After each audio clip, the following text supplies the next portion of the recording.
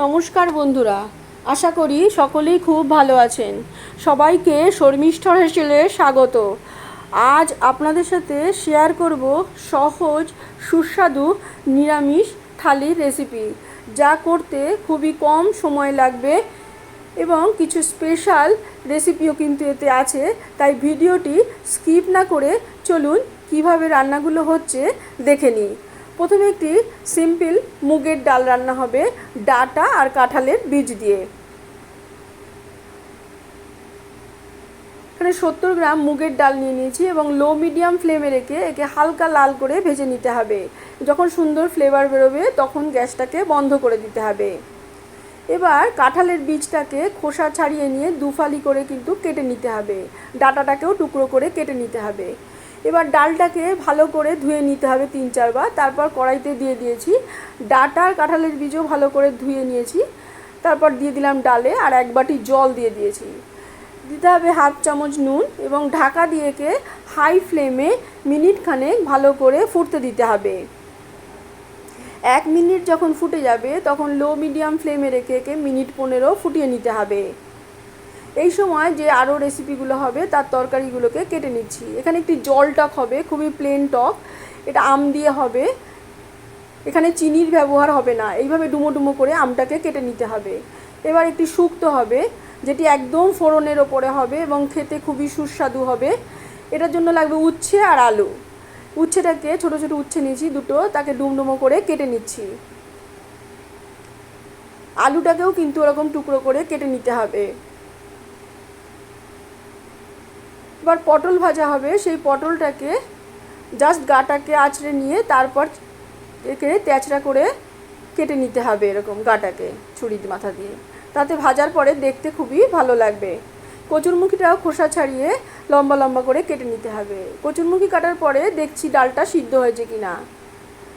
ডালটা এখনও সিদ্ধ হতে মিনিট খানেক বাকি আছে। এই সময় ঢ্যাঁড়সগুলো ভালো করে ধুয়ে নিয়ে, ভেন্ডিগুলো ধুয়ে নিয়ে তারপর একে ছোটো ছোটো টুকরো করে কেটে নিতে হবে। এবার দেখুন ডালটা কিন্তু মিনিট খানেক পরে দেখছি ডালটা সিদ্ধ হয়ে গেছে। এবার গ্যাসটা বন্ধ করে দিতে হবে এবং ডালটাকে নামিয়ে রেখে দিতে হবে। এবার দেখাচ্ছি কী কী কেটেছি। আলু ভাজা, পটল, উচ্ছে, তার আলু শুক্তো, আম, ভেন্ডি আর কচুরমুখি। এবার কড়াইতে 1 টিস্পুন সর্ষের তেল দিয়েছি। তেলটা গরম হলে দিয়ে দিতে হবে তেজপাতা, জিরে, শুকনো লঙ্কা আর 2টো কাঁচা লঙ্কা। আর তেলের মধ্যে দিতে হবে পরিমাণ মতো হলুদ, ডালে যেটুকু লাগবে। তেলের পরে হলুদ দিলে ডালের রঙটা খুব ভালো হয়। এবার ডালটাকে দিয়ে দিতে হবে যখন ফোড়ন থেকে সুন্দর গন্ধ বেরোবে, এবং দিতে হবে একটু চিনি। আর নুনটা একটু কম ছিল তাই একটু নুন দিয়ে দিলাম। একে দিয়ে মিনিট খানেক ফুটিয়ে নিলে তৈরি হয়ে যাবে সিম্পল মুগের ডাল। এইবার জল টকের রেসিপি শেয়ার করবো আপনাদের সাথে। প্রথমে 1 টিস্পুন তেল দিয়ে দিয়েছি, সর্ষের তেল। তারপর আমটাকে দিয়েছি এবং একটু নুন আর একটু হলুদ দিয়ে আমটাকে মিনিট 1.5 সাঁতলে নিতে হবে মিডিয়াম ফ্লেমে। দিয়ে দিলাম 2.5 কাপ মতো জল। তারপর একে মিডিয়াম ফ্লেমে রেখে মিনিট 5 ফুটতে দিতে হবে, যতক্ষণ পর্যন্ত আমটা একটু সিদ্ধ না হয়ে যাচ্ছে। আমটা সিদ্ধ হবে কিন্তু গলে যাবে না। দেখুন আমটা সিদ্ধ হয়ে গেছে। এবার কড়াইটা নামিয়ে রেখে দিতে হবে। এবার টকে একটা ফোড়ন দিতে হবে। এই ফোড়নটা পরে দেওয়ার কারণে কিন্তু টকটা খেতে ভালো হবে। আপনারা এবার ফোড়নটা দিয়ে দিতে হবে, সর্ষে দিয়ে ফোড়ন দিতে হবে। সর্ষেটা থেকে সুন্দর গন্ধ বেরো, গ্যাস বন্ধ করে তখন টকের কড়াইটা গ্যাসে বসিয়ে তারপর ওর মধ্যে ফোড়নটাকে দিয়ে মিনিট খানেক ফুটিয়ে নিয়ে গ্যাসটাকে বন্ধ করে দিতে হবে। তৈরি হয়ে গেল জল টক। এবার শুক্তোর রেসিপি আপনাদের সাথে শেয়ার করব। প্রথমে 1 টেবিল স্পুন সর্ষের তেল দিয়ে দিয়েছি। এতে দিয়ে দিয়েছি টুকরো করা উচ্ছেগুলো এবং মিডিয়াম ফ্লেমে রেখে একে দিতে হবে একটু নুন আর একটু হলুদ। এবার একটু নেড়ে নিয়ে তারপর একে ঢাকা দিয়ে মিনিট 2 রেখে দিতে হবে। সমস্ত রান্নাগুলোই কিন্তু ঢাকা দিয়ে হবে, তাতে কিন্তু সময় কম লাগবে এবং স্বাস্থ্যসম্মত হবে। মিনিট 2 পরে ঢাকনাটা খুলে দিলাম এবং দেখুন উচ্ছেগুলো 70% কিন্তু সিদ্ধ হয়ে গেছে। এবার একে মাঝারি লাল করে কিন্তু মিডিয়াম ফ্লেমে ভেজে নিতে হবে এবং উচ্ছেগুলোকে আলাদা পাত্রে তুলে নিতে হবে। এবার যে তেল ছিল তার মধ্যে দিয়ে দিতে হবে 1 পিঞ্চ গোটা ধনে, 1 পিঞ্চ সাদা সর্ষে, এর থেকে যখন সুন্দর গন্ধ বেরোবে এই সময় লো ফ্লেম রাখবেন। দিয়ে দিতে হবে 1/4 চামচ আদা গ্রেট করা। এই আদাটা এখানে কিন্তু একটু বেশি ব্যবহার করা হবে। আদাটার কাঁচা গন্ধ চলে যাবে এবং হালকা ভাজা হবে, সুন্দর ফ্লেভার বেরোবে। তখন দিয়ে দিতে হবে আলুগুলোকে। এই ফোড়নটাকে কিন্তু খুব সাবধানে করতে হবে, তাতেই কিন্তু শুক্তোটা খেতে ভালো হবে। এবার আলুটা দিয়ে পরিমাণ মতো নুন দিয়ে দিতে হবে। হলুদ এখানে দেব না, কারণ হলুদ যদি এখানে দেওয়া হয় তাহলে হলুদের গন্ধে ফোড়নের গন্ধটা চলে যাবে। এবার দিয়ে একে মিনিট 3 ঢাকা দিয়ে রেখে দিতে হবে লো মিডিয়াম ফ্লেমে। 3 মিনিট বাদে ঢাকনা খুলে নিয়েছি। দেখুন 70% আলু কিন্তু সিদ্ধ হয়ে গেছে। এবার পরিমাণ মতো জল দিতে হবে। খুব পাতলাও হবে না, খুব ঘন হয় না, সেই পরিমাণ জল দিয়ে দিতে হবে। এখানে 1 কাপ জল দিয়েছি। একটু ফুটে উঠলেই দিয়ে দিতে হবে উচ্ছেগুলো।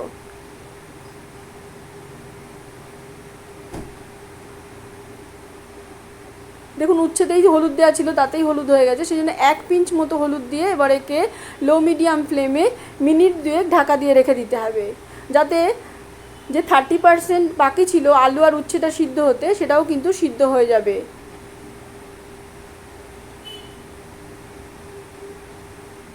দেখুন সিদ্ধ হয়ে গেছে পুরো আলুটা। এবার ঝোলটা একটু পাতলা লাগছে, শুক্তোটা একটু পাতলা লাগছে, সেই জন্য আপনারা চাইলে এরকম রাখতে পারেন, অথবা আলুগুলোকে একটু স্ম্যাশ করেও দিতে পারেন। এবং স্ম্যাশ করে দেওয়ার পরে মিনিটখানেক একে একটু ফুটতে দেবেন। ফুটে উঠলেই গ্যাসটা বন্ধ করে দেবেন এবং তৈরি হয়ে যাবে সুস্বাদু আলু উচ্ছে শুক্তো। এবং এটা মুখে রুচি না থাকলে এই শুক্তো দিয়ে কিন্তু ভাত খেতে খুবই ভালো লাগে। এর ফ্লেভারের জন্যই এটা এতটাই ভালো লাগে, আর এটা করতে খুবই কিন্তু কম সময় লাগে।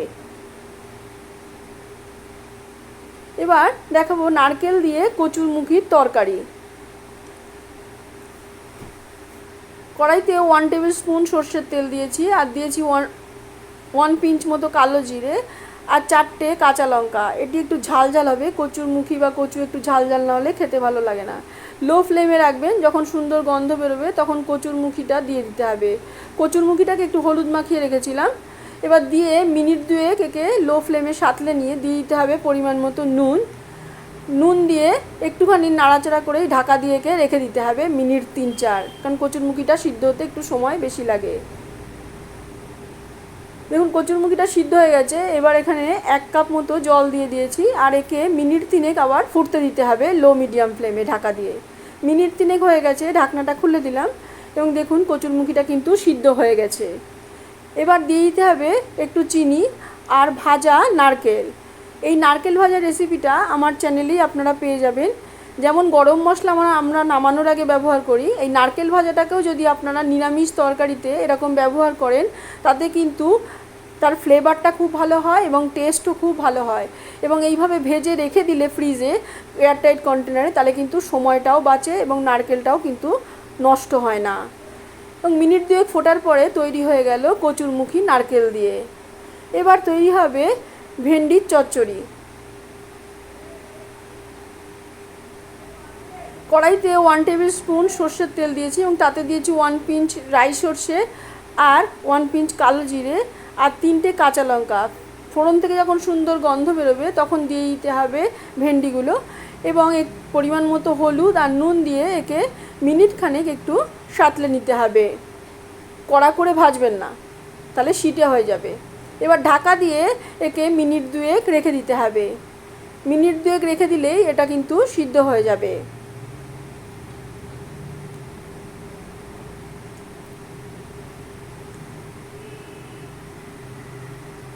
এবার দিয়ে দিতে হবে সর্ষে, গুঁড়ো সর্ষে বাড়িতে করে রাখি আমি, নুন দিয়ে সর্ষেকে গুঁড়ো করে রেখে দিই মিক্সিতে। এবার সেই 1 চামচ নিয়েছি এবং তাতে 1 টেবিল স্পুন জল দিয়ে, একটু সাদুষ্ণ জল দিয়ে গুলে নিয়ে তারপর দিয়ে দিতে হবে। সর্ষেটাকে কিন্তু ভাজতে লাগবে না, জাস্ট জল দিয়ে গুলে ওর মধ্যে দিয়ে দেবেন এবং মিনিট খানেক ফুটতে দেবেন একটু চিনি দিয়ে। সর্ষে দিয়ে রান্না করলে একটু চিনি দিলে ভালো লাগে টেস্টটা। মিনিট খানেক ফুটে উঠলে একটু মাখা মাখা ভাব হলে গ্যাসটা বন্ধ করে দিলেই তৈরি হয়ে যাবে ভেন্ডির চচ্চড়ি। এবার আলু ভাজা, পটল ভাজা আর বেগুন ভাজাটা করে দেখাবো। শেয়ার করব আপনাদের সাথে। আলু ভাজায় একটু হলুদ মাখিয়ে নিয়েছি, কিন্তু নুন দেবেন না, তাহলে আলুটা বেশি সিদ্ধ হয়ে যাবে। এবার একে মিনিট 2 ঢাকা দিয়ে মিডিয়াম ফ্লেমে রেখে দিতে হবে। তারপর মিনিট 2 বাদে ঢাকনাটা খুলে নেবেন, দেখুন আলু সিদ্ধ হয়ে গেছে। এবার নুন দিয়ে হাই ফ্লেমে মিনিট খানেক নাড়লেই আলু ভাজা কিন্তু তৈরি হয়ে যাবে। এবার পটলটাকে শুধু নুন দিয়ে মাখিয়ে রেখেছি, হলুদ দিয়ে মাখালে তাহলে তেলটা কিন্তু কালো হয়ে যাবে। এবার ঢেকে দিয়ে মিনিট 2 রেখে দিয়েছিলাম, তাতে পটলটা নরম হয়ে গেছে এবং এপিট ওপিট করে ভেজে নিতে হবে। দেখুন পটলটাও কিন্তু ভাজা হয়ে গেছে এবং ওইভাবে কাটার পরে দেখুন ফুলের মতো দেখতে লাগছে। এবার তেলে দিতে হবে বেগুন, তাতে দিতে হবে হলুদ, একটু ময়দা আর একটু নুন, এবং হাই ফ্লেমে বেগুনটা ভাজতে হবে। ময়দা দেওয়ার ফলে কিন্তু তেল টানবে না। এবার বেগুনটা ভাজা হয়ে গেছে 2 মিনিট বাদে দিয়ে দিতে হবে গোটা পোস্ত, এবং দিয়ে একটু নেড়ে নিয়ে একে নামিয়ে নিলেই তৈরি হয়ে যাবে বেগুন ভাজা। এবার পরিবেশনের জন্য থালি কিন্তু রেডি। বাড়িতে হঠাৎ যদি কোনো অতিথি এসে যান এবং তিনি যদি নিরামিষ খাবার প্রেফার করেন এবং হাতে কম সময় থাকে, তবে কিন্তু এই থালিটি আপনারা সেক্ষেত্রে তাকে পরিবেশন করতেই পারেন। আপনাদের যদি এই রেসিপিটি ভালো লাগে রেসিপিগুলো, তাহলে একটি লাইক করবেন, শেয়ার করবেন এবং কমেন্ট করে জানাবেন আপনাদের কেমন লাগলো। আপনারা যদি আমার চ্যানেলে নতুন বন্ধু হয়ে থাকেন তাহলে এবং রান্নাগুলো যদি আপনাদের ভালো লাগে, তবে চ্যানেলটি সাবস্ক্রাইব করবার অনুরোধ রইল এবং পাশে থাকা বেল আইকনটি প্রেস করে দেবেন, তাতে নোটিফিকেশানগুলো খুব সহজেই আপনাদের কাছে পৌঁছে যাবে। আজ এ পর্যন্তই, আসবো অন্য কোনো দিন অন্য কোনো রেসিপি নিয়ে। সবাই ভালো থাকবেন।